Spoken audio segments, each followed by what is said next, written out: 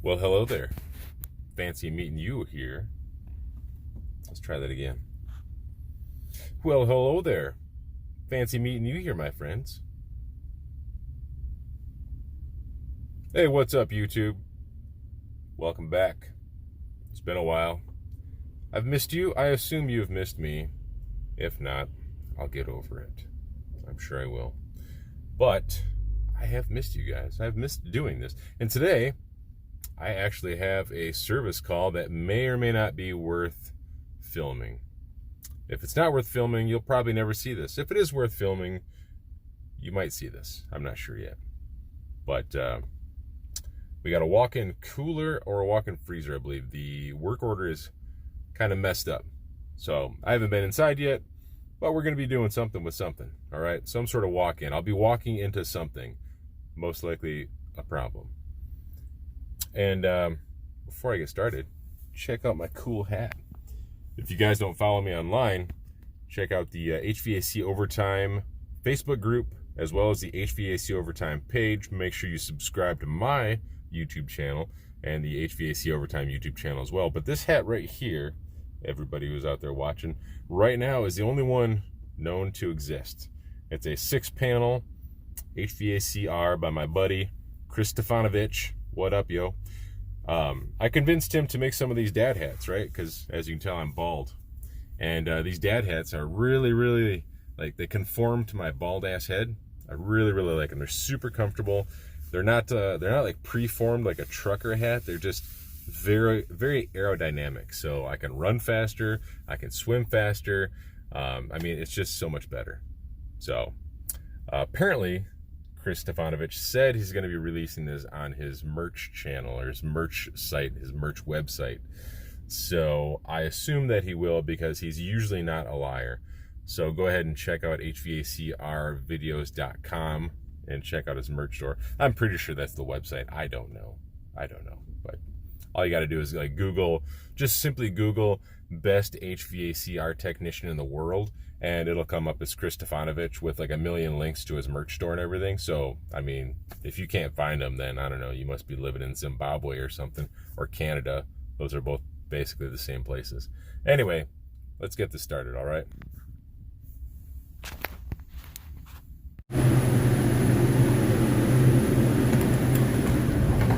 It's 10 degrees out there on that thermometer. This one over here on the inside is closer to 25, and it feels more or less like 25. So if we come back here to our freezer, we notice that our evaporator's frosted over. Now this type of like real loose, soft sort of frost, it's not like solid ice buildup. Indicates to me that we have a defrost issue, because it's called a defrost control, not a de-ice control. Yeah, we definitely have a defrost issue, whether it's our defrost clock not working, our heater's not working, or perhaps our termination control is failed in the closed position. I'm not sure. So what I'm going to do first, while I still have a load on the evaporator, I don't want to thaw it out right now, because if I thaw it right now, I won't be able to test all the components in the defrost circuit. So what I'm going to do is I'm going to go up on the roof, find the defrost clock, manually engage it in defrost.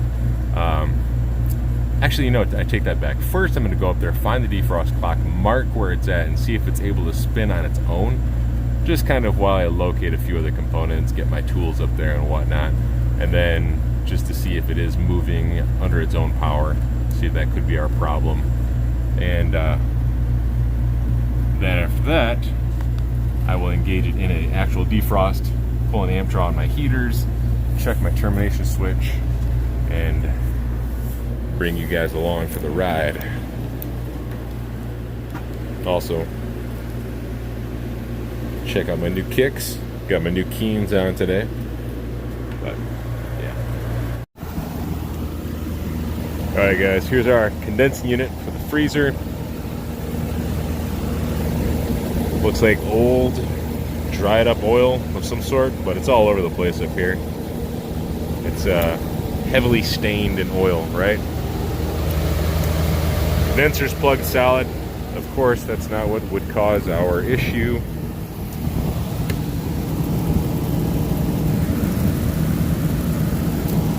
Sight glass looks clear-ish, maybe.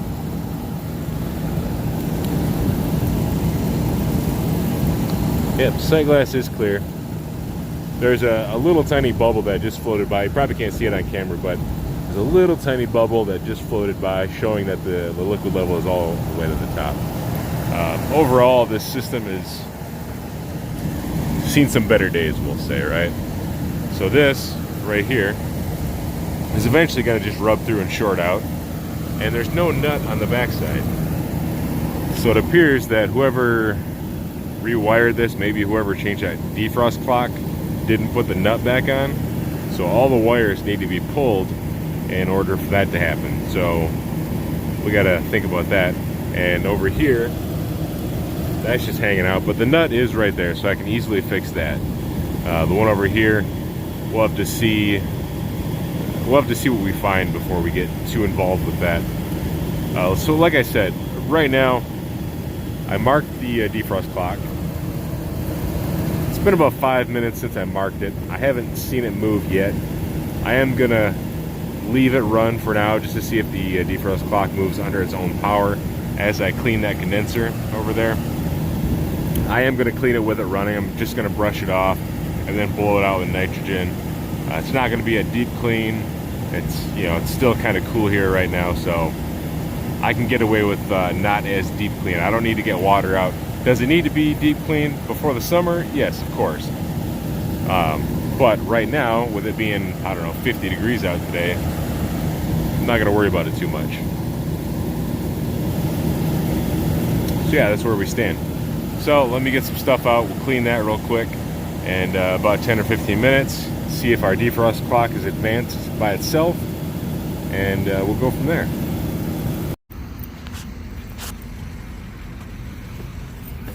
All right, been about 15 minutes. Got my lunch in.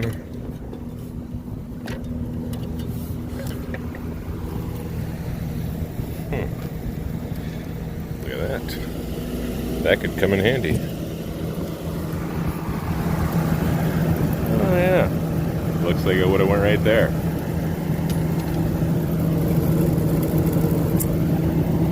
So altogether, it's been at least 15, maybe even 20 minutes.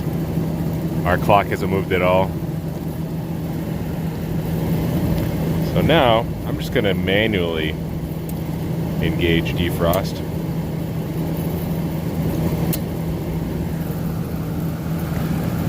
Then we're gonna amp draw these elements. If I can do this one-handed.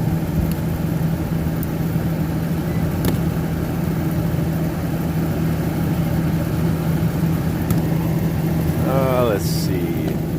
We want to go to terminal number 3.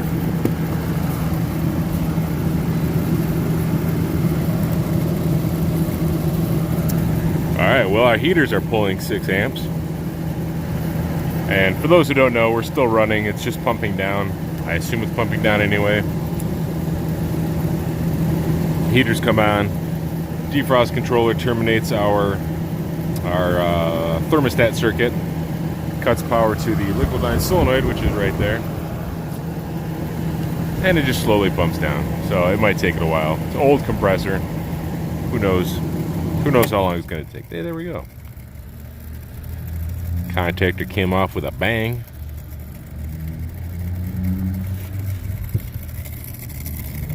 But you know what? I can hear that defrost clock just grinding away. Let's see if you guys hear it.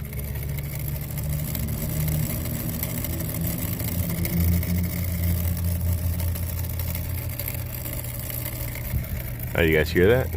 Grindy, grindy. Yeah, it's not cool. So I'm gonna let that just defrost while I go see if I have one of those clocks in my truck, because we're gonna swap that bad boy right out of there. And then, yeah, we'll power it off. See if I can fix this little bit of an issue right there. Fix that little issue right over there so we don't have anything grounding out.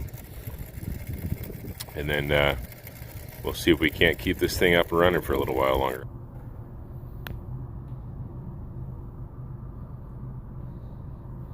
We're still in defrost mode. I mean, we're pulling some amps up at the condenser, but I mean, you see down there it's starting to clear out a little bit, but it's pretty frosted through and through. We could have an issue where only some of the elements are working. So I'm gonna go grab my meter, because we're gonna want to do that before we take the load away, before it completely thaws out, or before I manually defrost it, which is what I'm gonna have to do eventually here. I want to test each one of those heaters individually and see if I can get an amp draw off of all of them. So we'll pull this panel open. Let me see if I can pinpoint exactly which ones those are and check voltages and whatnot. I'm kind of squished over here in a corner, so it's a little bit difficult. Here's my 3-wire switch. Defrost termination fan delay switch right here. All right, let me get my meter on this thing. Well, I checked all these defrost heaters, right? Each one of them, there's one, obviously it loops from here, goes back, loops back around, and comes out here essentially. Same with this. So there's one heater here, one heater here, one heater here, and then one that covers the bottom. So there's 1, 2, 3, 4 heaters altogether, right? I verified they're all wired properly. Essentially, one side is going to H1, the other side is going to H2. I have 208 volts across all heaters. I have about 1.4 amps at every single heater. I have verified on the back of the evaporator data tag that the total defrost heat circuit amp draw is 6.9, which is what I was reading up on the roof at the defrost clock. But anyway, these heaters are apparently working, and they are sizzling. So I am going to power it off, and we'll have to manually thaw this thing out, and then we will have to change that defrost clock. And in doing so, I am also going to put that nut back on that whip so we can protect that, because that's our incoming voltage. Just rub it against the chassis like that, so we can protect that from rubbing out and causing some damage to something. Yeah, so let's get this thing moving. Cause I got to get some hoses around in here, or a garden hose, and get some hot water spraying on this thing. But right outside that door is the walk-in cooler, and right outside the walk-in cooler door is a mop sink. So I'm pretty close to a hot water source. So I lucked out on that. And I get to sit down on this stack of boxes. Yay. Now I know you guys are smart enough to know this, but anytime you have a situation where you need to manually defrost an evaporator coil, don't just do the back. Also make sure you pull the fan guards if you need to. This time I need to. Pull the fan guards, pull the motors, pull the fan blades, get the front, but also check the side, because right there,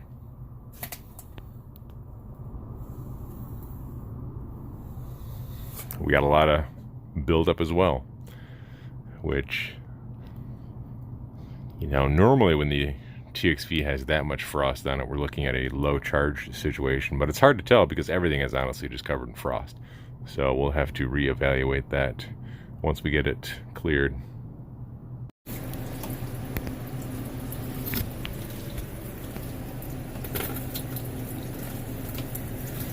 Haven't pulled the fan motors yet. Just kind of gonna do this side, wait till I get bored, and once I'm bored doing this, then I'll put this down, start pulling those fan blades and motors and whatnot.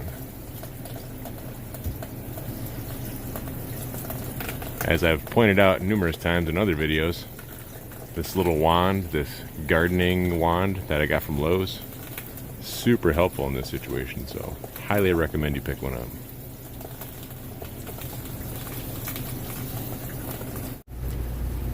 Got that one all done. I didn't end up pulling the motors, just the blades, because with this little wand here I can easily get into the spaces behind the motor without a problem.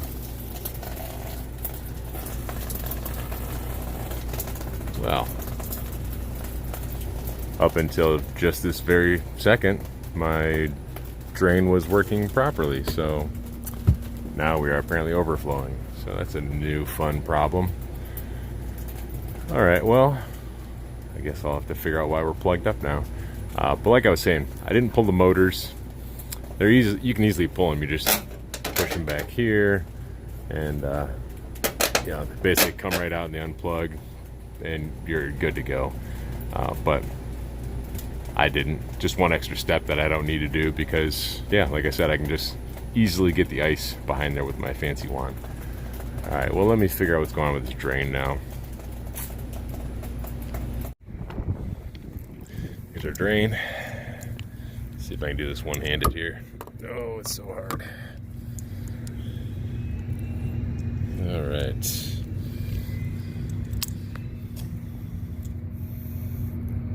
Jam this up in there.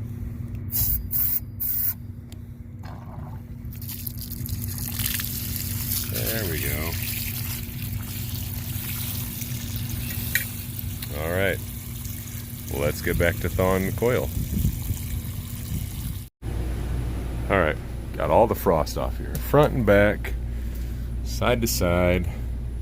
Real quick, what I figured out is there's a leg of power coming down from the roof that was hot, and it's powering my defrost drain line.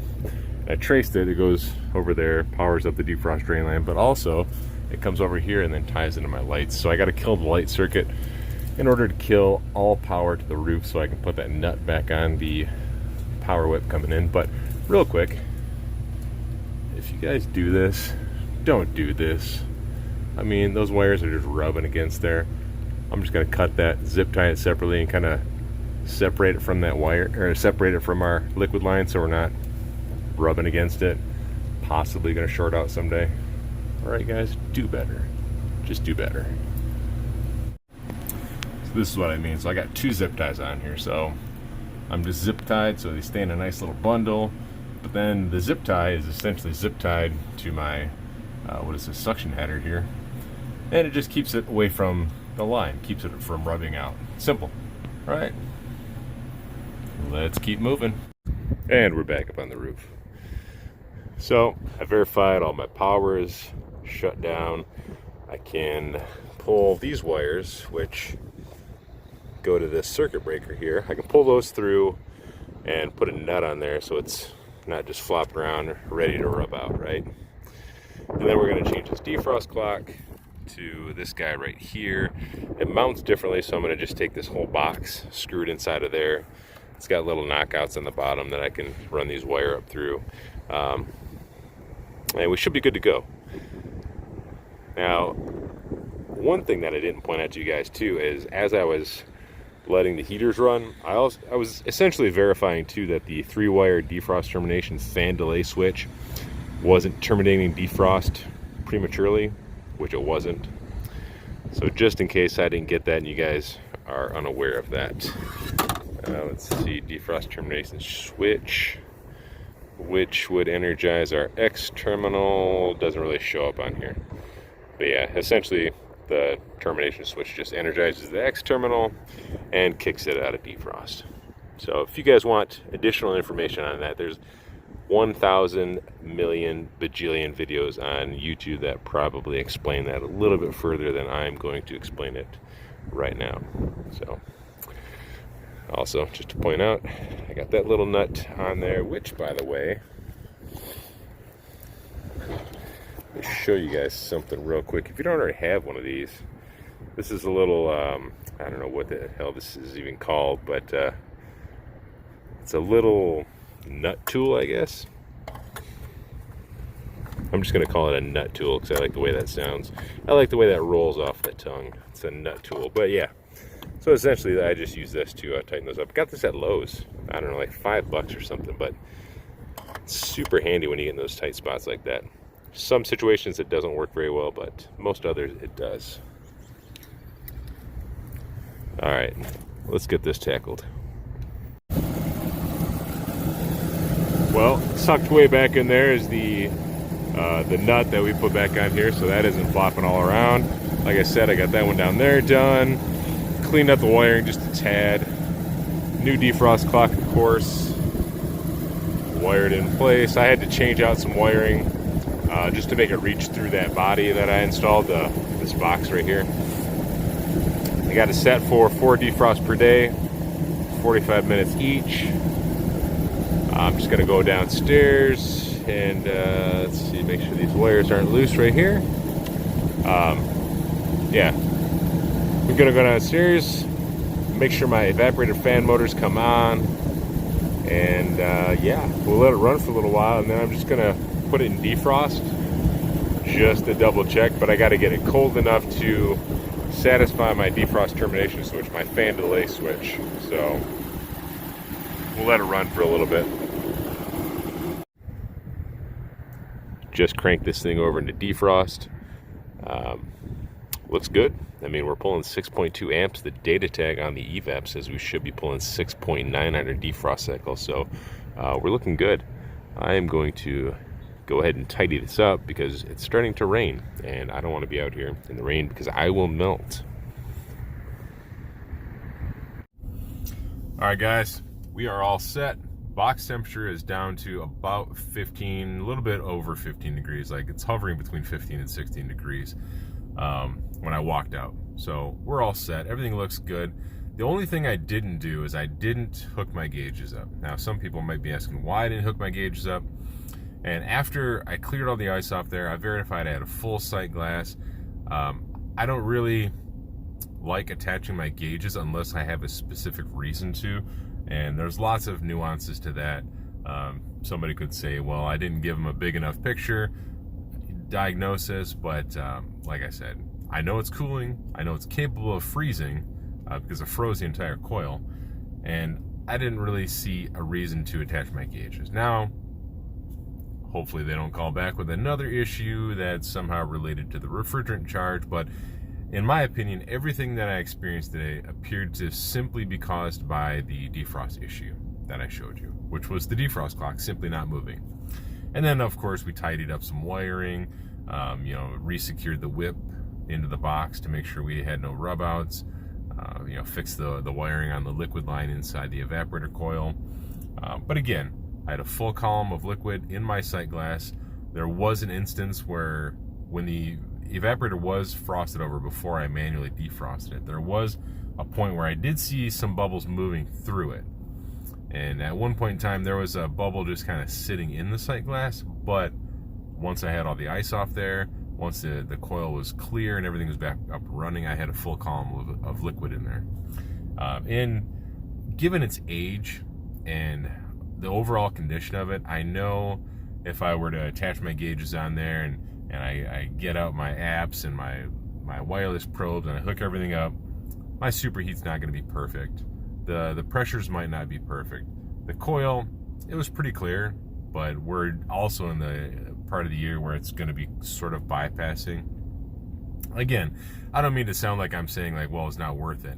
It's just the main point of this is to explain that I didn't have a reason to hook my gauges up. I didn't see a need to. Everything's cool in the way it should, in my opinion. So until I see otherwise, then I'm not going to hook my gauges up just because. So anyway, we're up and running. Hope you guys got something out of it. Again, good to see you guys again. Hopefully I can do a little bit more or a little more of these when I have something interesting. I haven't had anything really interesting to film lately, but maybe I can get some cool stuff here eventually. So anyway, you guys out there, you stay cool, be safe. If you got anything cool to say, shoot me an email, curioushvacguy@gmail.com. Love to hear from you guys. Shoot some comments below. Honestly, I don't check the comments. I really don't have time anymore, just with work and everything. But yeah, shoot me an email if you want to, I don't know, chit chat or whatever. Got something, maybe I missed something, you want to educate me, that's fine. I don't claim to know it all. I stay curious every day, man. So yeah, shoot me an email. All right, curioushvacguy@gmail.com. All right, guys, be safe out there. We'll see you soon.